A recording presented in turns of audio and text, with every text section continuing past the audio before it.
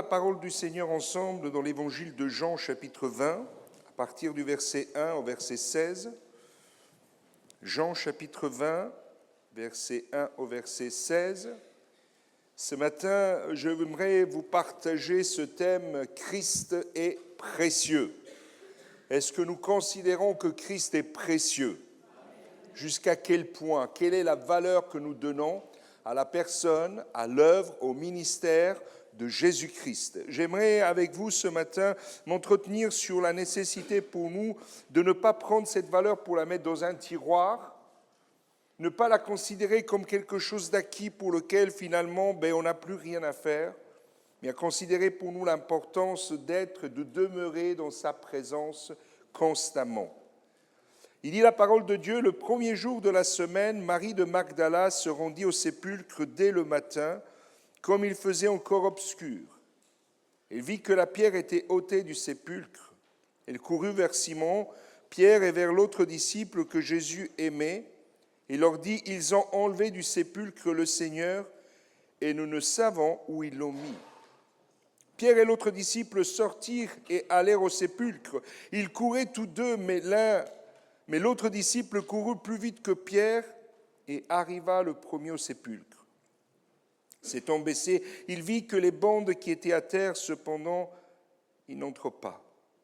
Simon-Pierre, qui le suivait, arriva et entra dans le sépulcre. Il vit les bandes qui étaient à terre et le linge qu'on avait mis sur la tête de Jésus, non pas avec les bandes, mais plié dans un lieu à part. Alors l'autre disciple qui était arrivé le premier au sépulcre entra aussi et il vit et il crut. Car il ne comprenait pas encore que selon l'Écriture, Jésus devait ressusciter des morts et les disciples s'en retournèrent chez eux.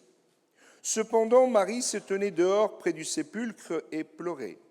Comme elle pleurait, elle se baissa pour regarder dans le sépulcre et elle vit 2 anges vêtus de blanc, assis à la place où avait été couché le corps de Jésus, l'un à la tête, l'autre aux pieds. Et lui dirent, « Femme, pourquoi pleures-tu » Elle répondit, « Parce qu'ils ont enlevé mon Seigneur et je ne sais où ils l'ont mis. » En disant cela, elle se retourna et elle vit Jésus debout, mais elle ne savait pas que c'était Jésus. Jésus lui dit, « Femme, pourquoi pleures-tu ? Qui cherches-tu » Elle pensait que c'était le jardinier. Elle lui dit, « Seigneur, si c'est toi qui l'as emporté, dis-moi où tu l'as mis et je le prendrai. » Jésus lui dit, « Marie. » Elle se retourna et elle dit en hébreu, « Rabouni », c'est-à-dire « Maître ». Amen. Ce matin, j'aimerais prendre en considération ces différentes manières où le Seigneur s'est manifesté ce jour particulier. On a le texte qui nous parle de Marie qui va au sépulcre et qui voit finalement que la pierre qui devait être devant le sépulcre a été enlevée. Et là, elle est prise de panique. Il y a quelque chose qui ne va pas. Il y a un problème. Bien, cette pierre a été fermée. Il y avait des soldats. Normalement, pour elle, ça aurait dû être le problème à l'inverse. Un autre texte nous dit qu'en chemin, elle se disait, qui nous roulera la pierre ? Elle arrive sur place, il y a quelque chose qui s'est passé et le corps de Jésus n'est plus là. Elle trouve comme premier réflexe d'aller appeler les disciples. Et là, il y en a 2 qui courent. Un qui court plus vite que l'autre. Souvent dans la vie, il y en a un qui court plus vite que l'autre. Et dans le texte, on voit que le premier qui arrive, finalement, c'est Jean, mais il regarde de l'extérieur, il n'ose pas rentrer. Pierre qui arrive un peu derrière lui, peut-être moins sportif, peut-être un tout petit peu plus âgé, peut-être un peu plus fatigué, mais il arrive aussi au sépulcre. Et lui, par contre, il rentre. C'est celui qui pense le moins, il réfléchit le moins, il agit. Pierre, c'est Pierre. Il rentre et voit quelque chose de particulier. Il voit ce que le premier disciple a vu, les bandelettes par terre. Mais en plus, il verra ce linge qui avait été posé sur la tête de Jésus, plié. Finalement, Jean lui aussi trouve le courage de rentrer et les 2 vont faire un constat. Et la parole de Dieu nous dit que Jean, c'est à ce moment-là qu'il va comprendre la parole. Je voudrais nous dire ce matin, il y a un moment, frères et sœurs, pour chacun, pour saisir la parole de Dieu et la laisser rentrer dans notre cœur. On n'est pas tous au même rythme, on ne court pas tous à la même vitesse. Mais l'important, c'est d'arriver. L'important, c'est de savoir aussi parfois s'attendre. Les deux, ils vont être dans le sépulcre, ils vont voir quelque chose, et ce qu'ils viennent de voir, entre guillemets, ça pourrait nous faire croire que ça leur suffit. Ils repartent, ils rentrent. Mais là, il y a quelqu'un qui, pour elle, ça ne suffit pas. Je lisais ce texte et je me disais, mais quelle attitude pour Marie de Magdala, que de ne pas se contenter d'avoir vu juste les bandelettes et le linge. Elle a besoin de plus. Est-ce qu'il y en a qui ont besoin de plus du Seigneur ce matin? On peut se dire, mais on a la parole, oui, mais est-ce qu'on peut désirer plus? Plus de la révélation de Jésus-Christ, plus de la présence du Seigneur dans notre vie. Oui, on a la parole, mon frère, ma sœur, tu as la parole, mais tu peux avoir plus. Et eux, ils rentrent chez eux, je ne veux pas faire tribunal ce matin, certainement ils devaient avoir d'autres choses dans la tête. Je vous rappelle que quand même c'était un moment assez critique, ils avaient peur. Ils étaient inquiets de se faire arrêter, de se faire traiter comme Jésus. D'ailleurs, ils vont rentrer, ils vont retourner à la chambre haute, ils vont, entre guillemets, s'enfermer à double tour. Lorsque Jésus viendra les voir, la porte, elle est fermée, mais Jésus rentre quand même. Je voudrais vous dire, le Seigneur sait comment rentrer en contact avec nous. Amen. Le Seigneur sait comment venir parler à notre cœur, même dans les heures les plus sombres. Si tu traverses un moment de difficulté, si tu es enfermé parfois dans tes raisonnements, laisse le Seigneur rentrer. Il changera tout.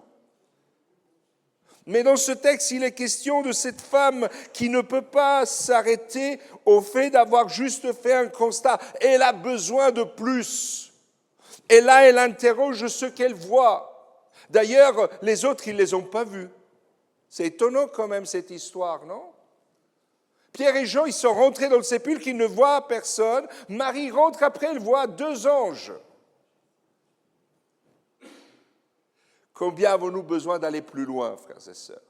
Et qui sait combien de fois on a croisé des anges que le Seigneur a mis sur notre chemin pour nous éclairer, et nous, on n'a pas compris, parce qu'on cherchait des ailes. Ben oui, on a une idée de comment ça doit être un ange. Mais vous savez, Dieu parle tantôt d'une manière, tantôt d'une autre. La première chose qu'elle exprime, c'est sa difficulté de dire « on a enlevé mon Seigneur et je ne sais où il est ». Frères et sœurs, on devrait être constamment avec le souhait, la volonté, et je dirais même cet élan de chercher où est le Seigneur. Dans nos problèmes, dans nos difficultés, dans tout ce que nous traversons, nous devrions dire où est le Seigneur. Parce que là où est le Seigneur, c'est là que je veux être. Je peux m'installer dans un lieu de mort, je peux m'installer dans le sépulcre en me disant « mais Jésus a été ici ». Oui, mais Jésus est vivant, amen. Il n'est pas question pour nous de nous installer dans une forme religieuse. L'humanité a tendance à vouloir faire des lieux où il y a eu quelque chose de particulier, un lieu de pèlerinage. Mais Jésus n'était pas statique. Tantôt était à Jérusalem, tantôt il était en Samarie. Jésus bouge et encore aujourd'hui Jésus est vivant et il bouge. Amen.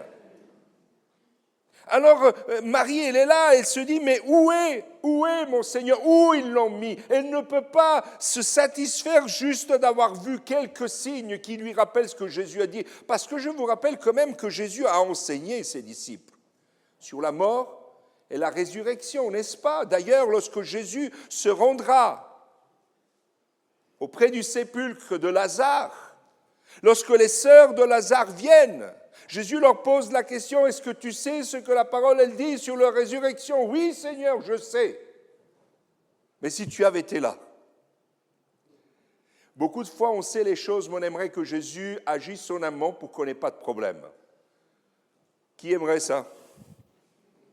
Soyons sincères, si on pouvait s'éviter les problèmes, si on pouvait éviter que les choses, finalement, deviennent pour nous un fardeau trop lourd. Mais c'est justement dans nos problèmes que nous pouvons voir le Seigneur agir.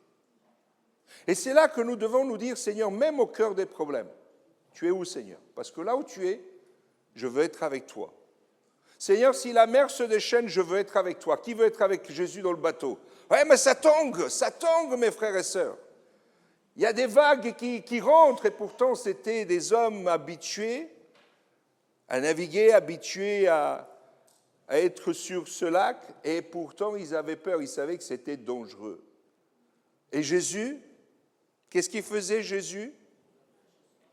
Il dormait. Oh, des fois on dit, Seigneur, pourquoi tu n'agis pas plus vite? Seigneur, réveille-toi, ou réveille-moi. Si c'est un cauchemar, Seigneur, réveille-moi. Mais Jésus sait à quel moment agir. Et là, regardez dans cette histoire, cette femme reçoit une première réponse. Pourquoi pleures-tu?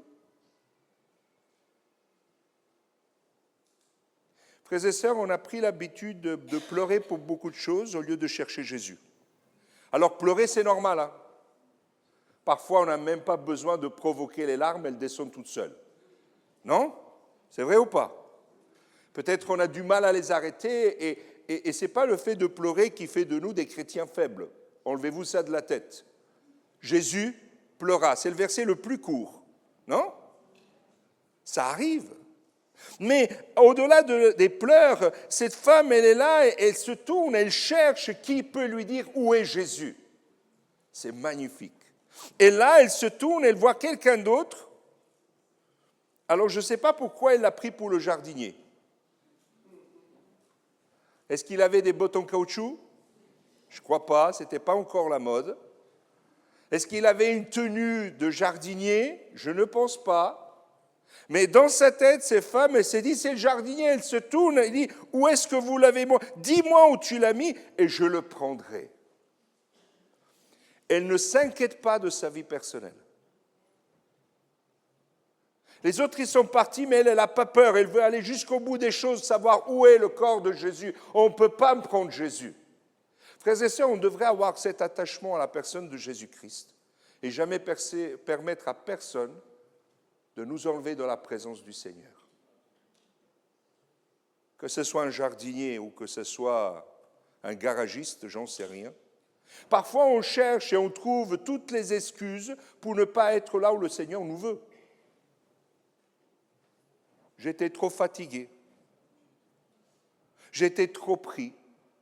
Mon agenda est trop plein. J'ai ceci, j'ai cela. On a toujours des bonnes excuses. Mais parfois, on ne les cherche pas. L'ennemi nous les envoie. On se prépare pour aller à la réunion et tiens, quelqu'un vient nous faire visite. Ou quelqu'un nous appelle. Il y a toujours quelque chose qui pourrait finalement être un obstacle pour que nous soyons là où le Seigneur il est. Alors vous allez vous dire, mes frères, le Seigneur il est partout. Oui, mais où le Seigneur veut que tu sois? Est-ce que si Marie n'avait pas été là, est-ce qu'elle aurait eu cette révélation de la part du Seigneur? Le texte nous dit qu'à un moment, elle pleure. Elle pleure. Mais il y a un moment où tout change. Marie. Lorsque le Seigneur nous appelle par notre nom, est-ce que vous croyez que le Seigneur sait votre prénom? Vous êtes sûr? Même s'il est compliqué. Moi, ça fait quelques mois que je suis là, je n'ai pas forcément enregistré tous les prénoms. Heureusement que lui, il a une bonne mémoire. Il ne nous appelle pas « Hey, hey, toi, beau gosse !» Ah non, non, non. Là, il va dire « Marie ». Jésus a une manière particulière de nous appeler. Jésus a une manière spéciale pour nous se faire entendre dans notre cœur, savoir retenter d'une manière particulière, mais il faut être prêt à entendre. Et là, Marie, elle dit tout de suite, après s'être retournée, Rabouni, maître. Est-ce que Jésus est notre maître? Alors nous devrions être conscients de la personne de Christ et la valeur qu'il est. C'est une valeur sûre, Jésus-Christ. Amen. La parole de Dieu nous dit en Colossiens chapitre 2, versets 2 et 3, « Christ, mystère dans lequel sont cachés tous les trésors de la sagesse et de la science. » Amen. Veux-tu connaître l'avenir? Ce n'est pas l'horoscope, ce n'est pas dans la voyance qu'il faut se tourner. Non, non, non, non, absolument pas. regarde au Seigneur, regarde à la parole, tu sauras ce qui va se produire par l'avenir. Si tu veux en avoir une image plus claire, lis l'Apocalypse. Tu verras, ah mais ça fait peur. Non, moi ça me réjouit. Non frère, vous ne pouvez pas dire ça. Oui, parce que j'en connais la fin. Je sais finalement comment ça va se passer et je sais où je vais être. Et vous, êtes sûr d'être avec le Seigneur. Amen. Vous avez peur de le dire? Vous êtes timide? Il y a des doutes peut-être? Que Dieu nous libère de nos doutes, frères et sœurs.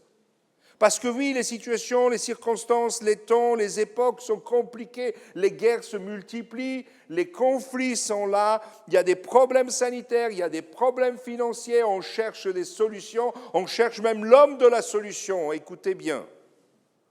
Il est question de mondialisation, il est question de monnaie unique, de gouvernement unique, la parole elle en parle, lisez-la, vous verrez bien, et vous comprendrez qu'on est plus près de la fin que du début. Il n'est pas question pour nous de nous écarter de ce que le Seigneur demande, de ce que Dieu attend, puisqu'en Christ sont cachés tous les trésors, la sagesse et la science. Si tu veux être sage pour Dieu, intéresse-toi à la parole de Dieu. Parce que ce que les hommes découvrent aujourd'hui, Dieu le sait depuis toujours. Non? Amen?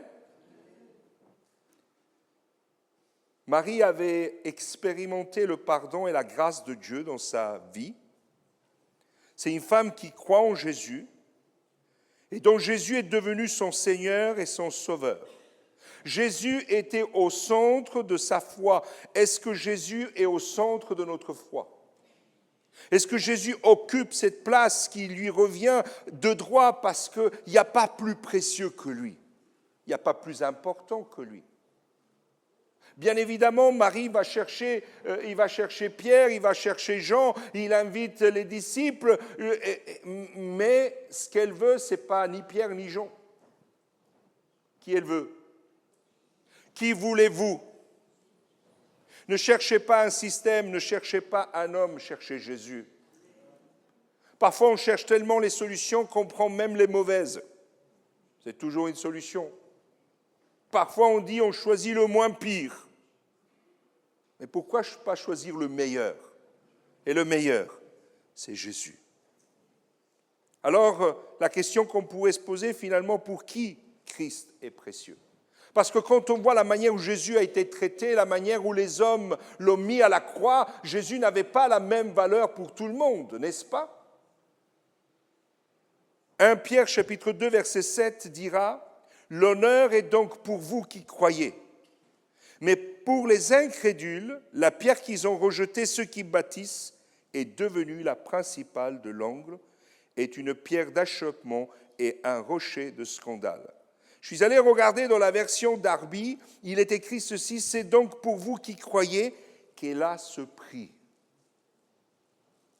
D'ailleurs, quand on parle de Jésus à quelqu'un qui n'a pas fait cette expérience, on sent que Jésus n'occupe pas dans sa vie la même place, n'est-ce pas? Et il est important pour nous de donner la place qui revient au Seigneur pour que lorsque nous en parlons, tout le monde puisse sentir que celui qui occupe le trône de notre vie, de notre cœur, c'est Jésus. Ce regard devrait être le nôtre, cette réalité devrait être le nôtre. Mes frères et sœurs, il faut goûter à sa douceur pour l'apprécier. Certains ont juste entendu parler de Jésus à tort ou à travers. Mais lorsqu'ils se sont approchés de Jésus, qu'est-ce qu'ils ont trouvé? Qui ils ont découvert? Souvenez-vous de ce petit bonhomme, Zachée. Vous le connaissez? Il habite chez vous? Tout près? Qu'est-ce qu'il fait, Zachée? Zachée entend parler de Jésus et il veut le voir.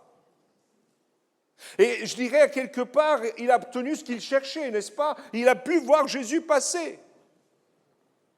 Mais Zachée, finalement, il avait besoin plus que voir Jésus. Il avait besoin d'un cœur à cœur, et Jésus le savait. D'ailleurs, Jésus, il va l'appeler Zachée, descends, ce soir je viens manger chez toi. Waouh! Moi, je me serais tout de suite posé la question, mais comment il fait à connaître mon prénom? C'est pas un prénom commun. Il y a combien qui s'appellent Zaché ici? S'il y a un Zaché qui lève la main. Non? Vous voyez, c'est pas commun. Combien de Marie il y a ici? Levez la main, s'il vous plaît. Les maris? Non, pas les mariés, les maris. Combien il y a de Jean? Combien il y a de Pierre? Il y a des prénoms qui sont très répandus. Toutes les années, il y a un peu, comment dire, des statistiques pour les prénoms plus... Ah oui, maintenant c'est Brian. Who is Brian? 1 Pierre chapitre 2, versets 3 et 4. Si vous avez goûté que le Seigneur est bon, amen, approchez-vous de lui, pierre vivante, rejetée par les hommes, mais choisie et précieuse devant Dieu. Pour qui est ce texte? Pour le monde qui ne connaît pas Jésus ou pour ceux qui ont goûté à Jésus, à sa présence, à sa fidélité, à sa bonté, à sa miséricorde, à son amour? Et qu'est-ce qu'il nous dit? Qu'est-ce qu'il te dit, la parole de Dieu ce matin? Approche-toi. Approche-toi, pierre vivante. Comment faire la différence entre une pierre vivante et une pierre morte? Avez-vous déjà rencontré une pierre vivante qui vous parle? Non? Ben vous l'êtes, non? Avez-vous déjà vu des pierres mortes? La pierre morte, elle est friable, elle se brise, elle se casse, elle n'a plus aucune résistance. Il y a quelque chose qui finalement l'a rendue fragile. Mais le Seigneur veut faire de nous, il nous a choisis, même si on n'est pas dans les quotas du monde, parce qu'il a choisi des pierres différentes, certaines toutes petites, d'autres un peu plus larges. Mais Dieu nous a choisis parce qu'il nous aime. Et il nous a placés les uns à côté des autres pour que finalement, ceux qui sont les forces des uns et des autres viennent combler mes faiblesses, mes difficultés, mes manquements. Le Seigneur nous a mis les uns à côté des autres et c'est lui qui remplit notre vie. Amen. Alors oui, le Seigneur, il doit avoir cette place, mais moi j'ai besoin de m'approcher de lui. C'est la parole qu'il me le dit. Alors troisième chose, peut-être pourquoi Christ est précieux pour les croyants. Parce que finalement, en analysant ce texte, je me suis dit, mais il y a des raisons pour lesquelles Jésus est tellement précieux. Comment je peux dire aux autres pourquoi Jésus est précieux pour moi? Alors j'ai trouvé 6 raisons, parce que je me suis dit, après, je voulais vous laisser un peu de travail pour la semaine. Première raison, Colossiens chapitre 3, verset 4. Parce qu'il est notre vie. Il dit le texte, quand Christ, votre vie, paraîtra, alors vous paraîtrez aussi avec lui. Où? Dans la gloire. Amen. Ce n'est pas paraître pour paraître, mais c'est paraître avec lui dans la gloire. Et il est question pour nous de considérer que Christ est notre vie. Est-ce que Christ est ta vie? Jusqu'à où Christ est ta vie? On est fort en pourcentage. On est fort en statistiques. Mais est-ce que Jésus est ma vie à 100%? Est-ce que c'est lui qui me donne la respiration? Est-ce que c'est lui qui anime mon cœur? Est-ce que c'est lui qui anime mes pensées? Est-ce qu'il est le centre de mes pensées? Parce que si ce n'est pas le cas, je dois revoir ma copie. Ce n'est pas le Seigneur qui doit s'adapter à moi en lui disant « Seigneur, tu sais, on est quand même en 2026. On a revu les statistiques et il faudrait quand même qu'on remette un peu les choses dans un certain ordre. J'ai un emploi du temps assez chargé, Seigneur. Donc, si je te donne 5 minutes par jour, ça te suffit, c'est bon, non? Parce que parfois, ça se réduit à ça, hein, non? On prend le petit feuillet du calendrier. Moi, c'est excellent le calendrier, hein. Comprenez bien ce que je veux dire. Lisez-le, c'est bien. Mais je ne peux pas me satisfaire de ça. Personnellement, j'ai l'impression de prendre un M&M's. Pardon pour la pub. C'est avec ça, je ne vais pas tenir la journée. Hein. Essayez, vous, si vous prenez un M&M's le matin. Alors les dames, elles vont être contentes. Il dit, pas de cuisine, c'est bon, je vais donner un M&M's. Et vas-y, avance. Non? Mais si vous avez des ados à la maison, vous lui donnez un M&M's, il vous attaque le paquet, pas le M&M's, le paquet. Et après, vous dites, bon, alors, maintenant, qu'est-ce qu'on mange? Mais la parole de Dieu devrait avoir cette action dans notre vie d'en vouloir plus. Alors oui, bien évidemment, on ne peut pas passer la journée à lire que la parole, mais on peut méditer. Et en effet, on apprend à se nourrir. On apprend à aller chercher ce que Dieu a prévu pour nous. Deuxième chose, Jean chapitre 6, versets 54 à 58. Il dira, « Car ma chair est vraiment une nourriture et mon sang est vraiment un breuvage. Celui qui mange ma chair et qui boit mon sang demeure en moi et je demeure en lui. Comme le Père qui est vivant m'a envoyé et que je vis par le Père, ainsi celui qui mange vivra par moi.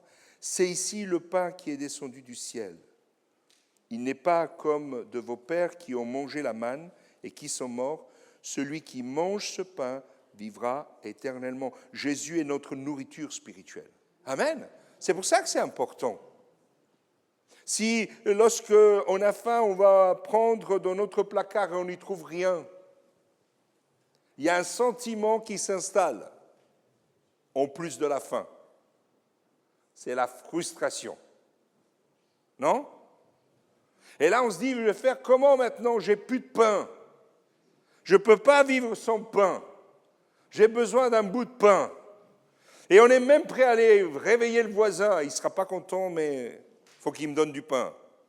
Mais là, la parole de Dieu me dit que Jésus est le pain descendu du ciel. Il est spécial, il est unique. Amen.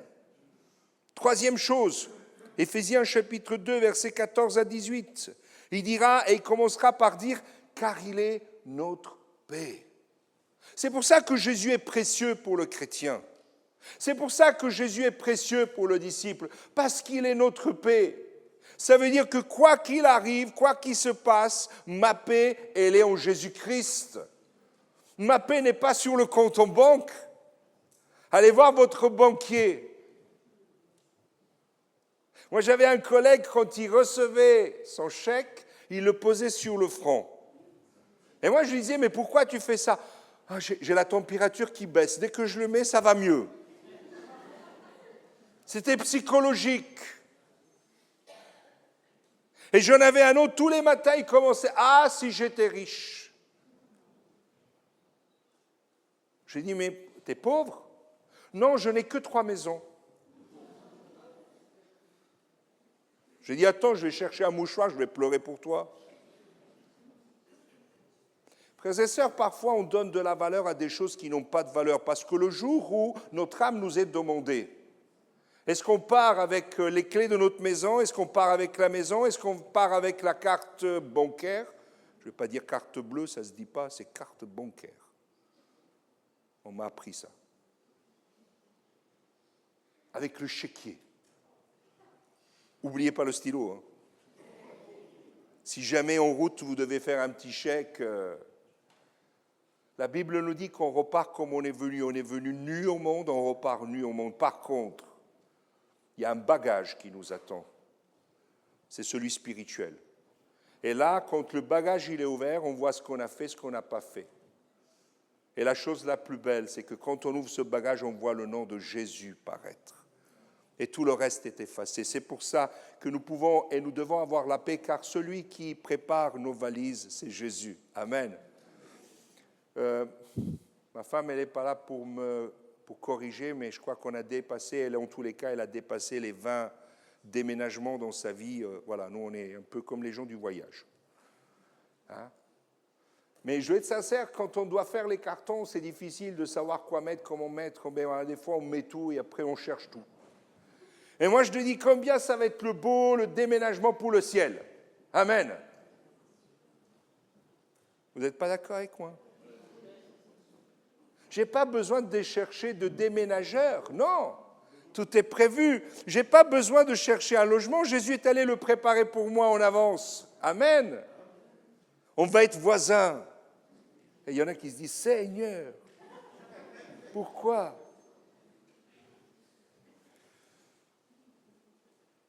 Un autre point.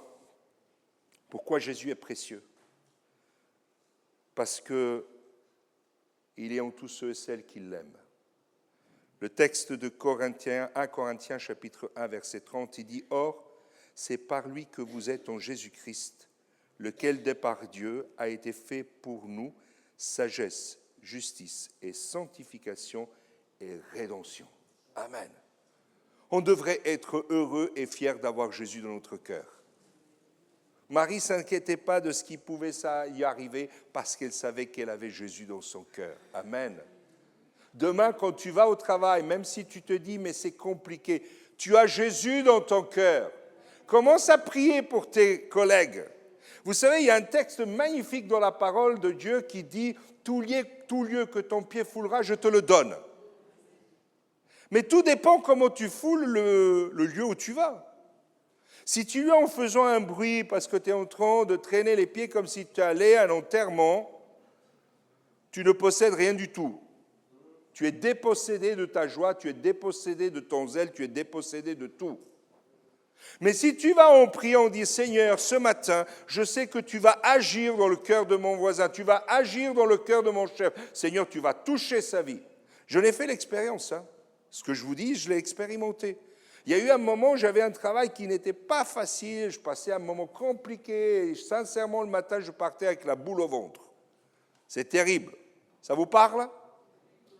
Après, ça dépend, il y a des petites boules, il y a des boulets. Et là, j'en parle avec un frère et il me dit, mais quand tu vas au boulot, qu'est-ce que tu fais? Je vais au boulot. Il dit, prends une habitude. Prie.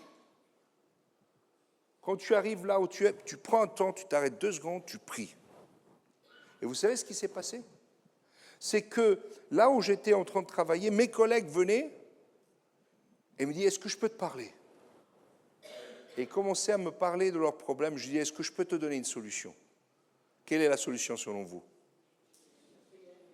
Et du coup, j'étais en action d'évangélisation au travail, payé, mais en action d'évangélisation. Pourquoi? Parce que j'y allais plus avec la même mentalité qu'avant, j'y allais plus avec la même attitude spirituelle qu'avant, mais je faisais de l'Éternel ma paix, je fais de l'Éternel celui qui règne en moi. Et si Christ est avec moi, si Dieu est avec nous, qui? Dites-moi qui? Personne. Amen. Alors, levez les pieds quand vous marchez. Pourquoi Jésus est important? Parce qu'il est notre exemple. 1 Pierre chapitre 2, versets 1 à 3. Rejetant donc toute malice et toute ruse, la dissimulation, l'envie et toute médisance, désirez comme des enfants nouveau-nés le lait spirituel et pur, afin que par lui vous croissiez pour le salut. Si vous avez goûté que le Seigneur est bon. Amen. Que le Seigneur nous donne de grandir, parce qu'il est notre exemple. C'est lui qui nous montre ce que nous devons ou pas faire. Ne prenons pas mauvais exemple par le monde. La manière du monde de faire, ce n'est pas la nôtre. Amen. Dernier point, parce qu'il est notre plénitude. 2 Corinthiens chapitre 8, verset 9, qui dira, car vous connaissez la grâce de notre Seigneur Jésus-Christ qui, pour vous, s'est fait pauvre. De riche qu'il était, afin que par sa pauvreté, vous fussiez, quoi? Vous avez peur de la richesse ou quoi? Ah, je suis étonné de vous ce matin. On le relit ensemble. Amen. Est-ce que vous avez vous avez peur des impôts, c'est ça? C'est pour ça que vous avez peur de dire que vous êtes riche? Ne vous inquiétez pas, ils ne pourront pas y toucher. Il n'y a pas d'impôt là-dessus. Soyez le plus riche possible. Car vous connaissez la grâce de notre Seigneur Jésus-Christ qui, pour vous, lui, s'est fait pauvre. C'est lui qui a accepté de quitter sa place. C'est lui qui a accepté de venir autant qu'homme. C'est lui qui a accepté de prendre nos fautes, nos erreurs, de riche qu'il était, afin que par sa pauvreté, c'est lui qui a pris la misère sur ses épaules, vous puissiez être enrichis. Arrêtez de vivre comme ceux qui portent la pauvreté du monde sur les épaules. Christ est notre richesse. Et lorsque tu fais de Christ pas seulement ta richesse, mais ta ressource, mon frère, ma soeur, quand tu pries, tu vois le ciel s'ouvrir et la bénédiction descendre. Parce que ta vie est en Jésus-Christ. Je voudrais vous inviter ce matin à fermer vos yeux quelques instants. Et peut-être que ce matin, il y en a qui sont venus avec la même question que Marie. Où est mon Seigneur. Et moi, je voudrais te dire ce matin, mon frère, ma sœur, ou vous qui êtes là pour la première fois, ouvrez bien vos oreilles, ouvrez bien votre cœur et entendez que le Seigneur, par sa parole, vous appelle. Et là, ne restez pas dans la crainte, ne restez pas dans la souffrance, ne restez pas dans la peine, mais réjouissez-vous parce qu'il est vivant. Et ce Jésus vivant doit être le centre de votre vie. Et si vous faites de Christ le centre de votre vie, vous êtes comblés de tout bien, pas seulement ici-bas, mais dans le ciel.